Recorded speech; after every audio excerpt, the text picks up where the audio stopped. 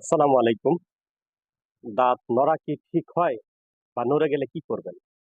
সাধারণত আমরা জানি যে আমাদের দাঁত নড়ে গেলে ডেন্টাল কেয়ারে গেলে দাঁত উঠাইয়া দিবে। নো, আমরা কারো সহজে দাঁত উঠাই না। কোনো পেশেন্ট যদি বেশি জোরাজুরি করে যে স্যার আমার এটা দাঁত উঠাই দিতে হবে বুদ্ধি নাই কেন, সেই ক্ষেত্রে আমরা উঠাই দেব।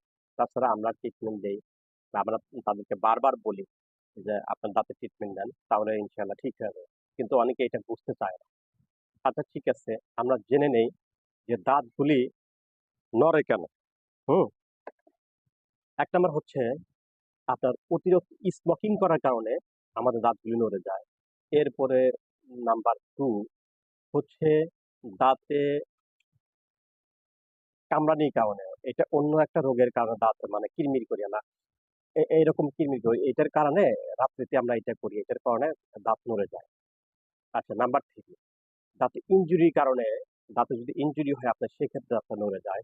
এরপর নাম্বার 4 রোড অ্যাক্সিডেন্ট এর কারণে দাঁত নড়ে যায়। এ বাইক অ্যাক্সিডেন্ট বা রোড অ্যাক্সিডেন্ট দাঁতে আঘাতপ্রাপ্তর কারণে দাঁত নড়ে যায়। নাম্বার 5 প্রেগন্যান্সির কারণে দাঁত নড়ে যায়। আমাদের যে বোনেরা যে যখন প্রেগন্যান্সি হয় তখন দেখবেন দাঁতের বিভিন্ন সমস্যা হয়। এটার কারণে দাঁত নড়ে যায়।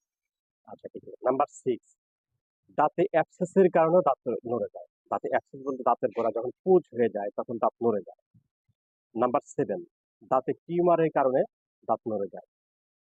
নাম্বার 8 ডেন্টাল ক্যালকুলাসের কারণেও দাঁত নড়ে। ডেন্টাল ক্যালকুলাসটা হচ্ছে দাঁতে যে আখির জমে যায় বা পাইরিয়া জমে যায়, আপনাদের ভাষায় যেটা বলেন পাইরিয়া বলেন বা আখির বলেন, এইটার কারণে দাঁত নড়ে যায়। নাম্বার 9 অতিরিক্ত ডায়াবেটিস বাড়ার কারণেও দাঁত নড়ে যায়। হুম? এরপরে আসুন অতিরিক্ত মাত্রায় আমরা অ্যালকোহল পান করার কারণেও দাঁত নড়ে যায়। তো এই যে যে সকল সমস্যাজনিত কারণে দাঁত নড়ে যায়, তা আমরা এই সকল সমস্যা থেকে মুক্তি পাওয়ার উপায় কি? আমরা যেকোনো একটা ভালো কোনো ডেন্টাল কেয়ারে যাব এবং ডাক্তারের পরামর্শ নিব। আপনারা তখন করবেন কি দাঁতটাকে সুন্দর করে দেখে স্কেলিং করে নিবেন। দাঁতটা স্কেলিং করে নিবেন। ইভেন হচ্ছে যে ক্যালসিয়াম D3 এরপর হচ্ছে যে নীল জাতীয় যে ওরাল যে ইয়েটা আপনার এইটা ইউজ করবেন। অথবা আমি অন্য একটা আলোচনাতে আমি বলেছি যে ইউজুয়ালটা এটা আবার ওরাল যে জিনিসটা এটা আবার বানানোও যায়।